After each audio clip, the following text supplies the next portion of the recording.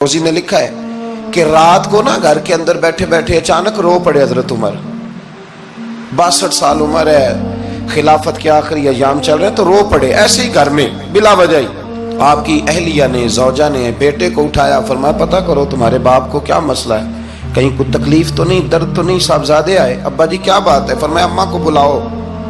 सब लोग जमा हो गए तो जनाब उमर फारूक रदी अल्लाह ताला अन्हु फरमाने लगे कि बैठो मेरे इर्द गिर्द। सब बैठ गए तो फरमाने लगे आज जब मैं मस्जिद से निकला था तो मेरे नबी पाक के सच्चे सहाबा, सच्चे रसूल के सच्चे सहाबा, हुजूर के सच्चे गुलाम ये कह रहे थे कि उमर बड़ा ही अच्छा है, अदल वाला है, इंसाफ वाला है। तो अब्बा जी इसमें रोने वाली क्या बात है? तो फरमाने लगे डर ये लगता है कि बाहर तो मैं अच्छा था, कहीं घर में तो नहीं कोताहियां करता रहा।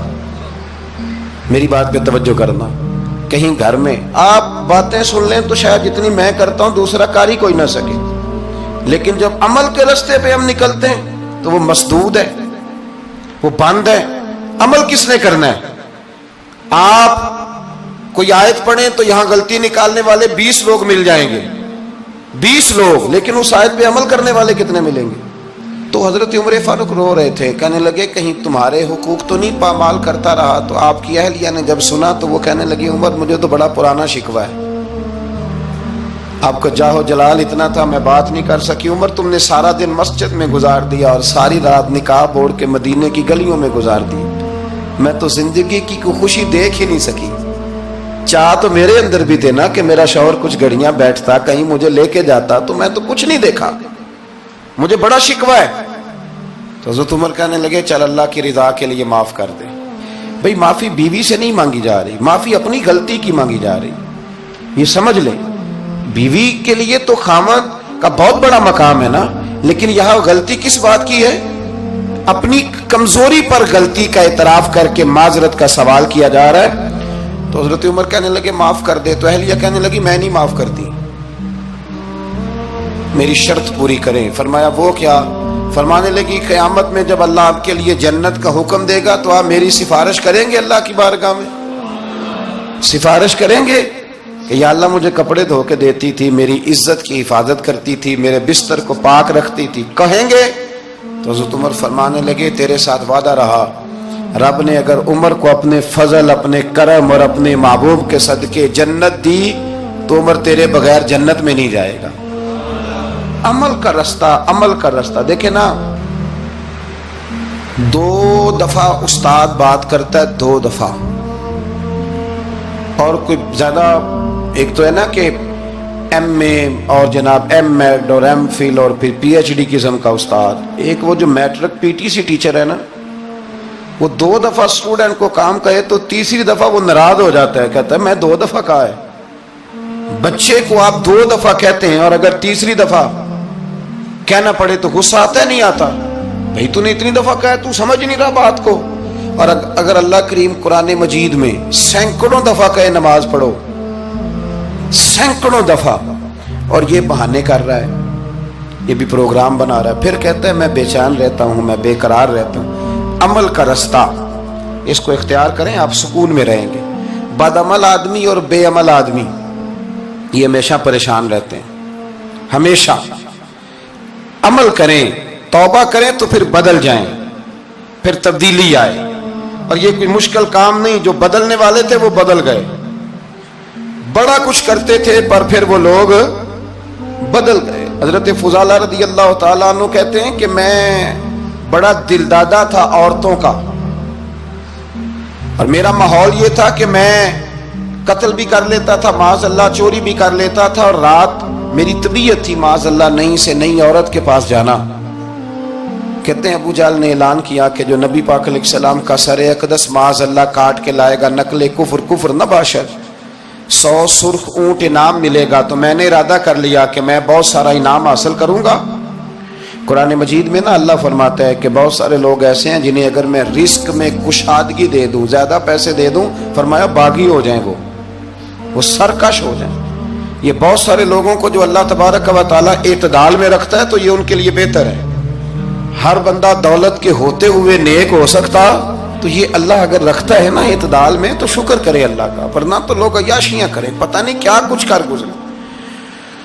تو حضرت فضالہ کہتے ہیں کہ میں نے خنجر تیار کیا اور میں نے بغل میں اس کو چھپایا، اوپر میں نے چادر اوڑھ لی۔ اب مجھے پتا تھا ظہر کی نماز کے بعد نبی پاک صلی اللہ علیہ وسلم طواف کعبہ کے لیے، بیت اللہ شریف کے طواف کے لیے جاتے ہیں۔ کہتے ہیں میں بھی اس طرف بڑھا، رستے میں نا وہ خاتون جس کے گھر میں نے رات آنا تھا، میں نے دروازے پہ دستک دی، میں نے کہا کہ تیار رہنا، تیار رہنا، آج میں بڑے پیسے لے کے آؤں گا۔ اسے میں نے یہ کہا اور پھر میں چلا گیا بیت اللہ شریف کا طواف کرنے۔ کہتے ہیں اللہ کے محبوب بھی طواف کر رہے تھے تو میں نے بھی طواف شروع کر دیا۔ ارادہ یہ تھا کہ جہاں نبی پاک علیہ السلام میرے قریب سے گزریں گے تو موقع پا کر میں حضور کے جسم اقدس پر خنجر کھونپ دوں گا اور معاذ اللہ شہید کر دوں گا۔ کہتے ہیں حضور ایک دفعہ بھی میرے پاس سے گزرے تو میں ہمت نہ کر سکا، دوسری دفعہ بھی پاس سے گزرے تو میں ہمت نہ کر سکا، تیسری دفعہ بھی گزرے تو میں ہمت، نبی کریم صلی اللہ علیہ وسلم 2-3 دفعہ گزرے تو فرماتے ہیں کہ مجھے موقع نہ ملا، اس لیے کہ حضور فرماتے ہیں اللہ نے روب کے ساتھ میری مدد فرمائی، دشمن پر میرا روب طاری ہو جاتا ہے۔ فرماتے ہیں جب چکر پورے ہو گئے تو محبوب کریم نہ چھٹے چکر پہ فرمانے لگے فضالہ چکر ایک رہ گیا ہے، بے خبر ہو جو غلاموں سے وہ آقا کیا ہے، ایک پھیرا رہ گیا ہے۔ کہتے طواف مکمل ہو گیا تو محبوب میرے قریب آئے، فرمایا وہ کام کرتے کیوں نہیں جس کے لیے آئے تھے؟ میں نے عرض کی یا رسول اللہ کون سا کام، کیسا کام؟ اندر تو چور تھا نا، بانج فقیروں کسے نہیں ماریا اے ہوئی چور اندر دا، اندر چور تھا نا۔ کہتے ہیں حضور نے مجھے کندھے سے پکڑ کے ہلایا، فرمایا کرتے کیوں نہیں؟ جب حضور نے ہلایا تو وہ خنجر بھی پیروں میں گرا اور میں بھی رسول اللہ کے پیروں میں گر گیا۔ میں نے کہا حضور مجھے کلمہ پڑھا دیں۔ کہتے ہیں حضور نے پہلے میرے دل پہ دست مبارک پھیرا، پھر میرے نبی نے مجھے کلمہ پڑھا دیا۔ اب نا مرید ہونے والا کہتا ہے کہ جی آہستہ آہستہ میں ٹھیک ہو جاؤں گا۔ اب وہ آہستہ آہستہ کا کیا ترجمہ ہے یہ بالکل سمجھ نہیں آتی۔ بھئی کسی بندے سے 5 لاکھ روپیہ لینا ہے تو اس سے وہ کہتا ہے جی میں آہستہ آہستہ دوں گا، 500 روپیہ دے دیا کروں گا روز کا، تو کہتے ہیں میری رقم خراب ہوتی ہے، پورے دو۔ اور نیکی کی بات جب آتی ہے تو کہتے ہیں حضرت صاحب دین اتنا سخت نہیں ہے، میں آہستہ آہستہ ٹھیک ہو جاؤں گا۔ اب میں مغرب عشاء پڑھنی شروع کر دیا میں نے، اب میں تسبیح لے لی ہے، کل میں نے بھی آہستہ آہستہ میں ٹھیک ہو جاؤں۔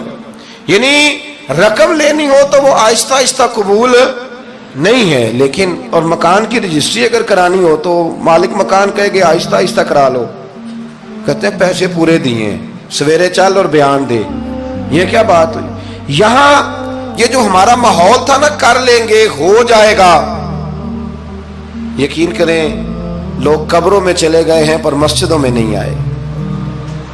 ہر کام سے لوگ ریٹائر ہوئے پر گناہوں سے ریٹائر نہیں ہوئے، آخر تک تباہی اتر گئی لیکن لوگ بدلنے کو تیار نہ ہوئے۔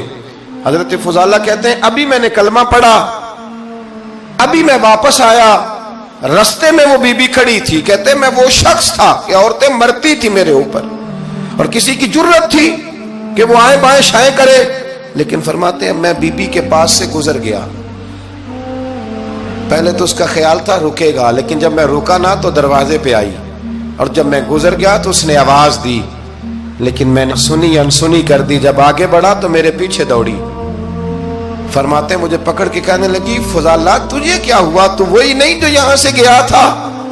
آپ فرماتے ہیں میں کبھی نہیں رویا تھا، میں کبھی نہیں رویا تھا، اور جب کہا نا تو وہی نہیں، کہتے میں نے سر اٹھایا تو میری آنکھوں میں آنسو تھے، میں نے کہا میں جو گیا تھا وہ نہیں ہوں، اب تو میں محمد عربی کا غلام بن گیا، اب میں وہ نہیں ہوں، اب نہیں ہو سکتا کہ کوئی میری نظر میلی ہو جائے، یہ کیسے ممکن ہے؟ اب نا اسلام کی تعریف ہم نے یہ کی ہے کہ خبردار کوئی ہمارے قریب نہ آئے، ہم کسی کو بات نہیں کرنے دیتے کہ ہم مسلمان ہیں، ہم بات نہیں کرنے دیتے۔ پتہ کیا بات ہے، ایک میری یہ تقریر ہوتی ہے ممبر پہ اور ایک میرا عمل ہوتا ہے جب میں سفر کرتا ہوں، جب میں گاڑی میں بیٹھتا ہوں، جب میں دوستوں سے ملتا ہوں، جب ان دونوں باتوں میں تضاد آتا ہے نا، تضاد، تو لوگ تقریر کو جذبات نہیں کہتے، ایک فن بن جاتی ہے تقریر۔ آپ کو پتہ ہے نا وائزین نعت خاں کہتے ہیں میں نے محفل لوٹ لی، پھر لوگ شمار کرتے ہیں کتنے لوگوں نے سبحان اللہ کہی، پھر لوگ شمار کرتے ہیں کہ آج 5 بندے روئے بھی تھے جب میں تقریر کر رہا تھا، تو پھر یہ فن ہے، یہ جذبات کا اظہار समझ ले बात को कि अमल जब आप नहीं ना करते अमल, तो आप खुद बड़े बेचैन रहते हैं कि यार ये मैं क्या कर रहा हूं, ये कौन सा गोरख धंधा है कि मेरा अमल सिफर होता जा रहा है। हमारे एक उस्ताद थे तो वो फरमाया करते थे कि अगर पढ़े लिखे आदमी को तुम बेअमल देखो तो उससे दूर हट जाया करो, वरना तुम्हें भी बेअमल कर देगा। मैंने उनसे अर्ज की, मैंने कहा हुजूर ये क्या है? तो फरमाने लगे अपने हजरत साहब से पूछना, वजाहत करेंगे। मैंने हजरत साहब से कहा जी अजीब बात कर दी है, इल्म वाले बंदे के पास बैठ के तो इल्म आता है। तो वो फरमा रहे थे कि इल्म वाले बंदे के पास अगर वो बेअमल हो तो बिल्कुल ना बैठना। तो हजरत साहब फरमाने लगे उन्होंने सही कहा है। अब बात बहुत बड़ी है, पता नहीं आपकी समझ में आती है नहीं आती, बहरहाल कर देता हूं। पढ़ा लिखा बंदा अगर बेअमल हो तो उसके पास, तो मैंने कहा हुजूर क्यों? फरमाने लगे इसलिए कि वो अपनी बेअमली पर भी दलाइल देगा।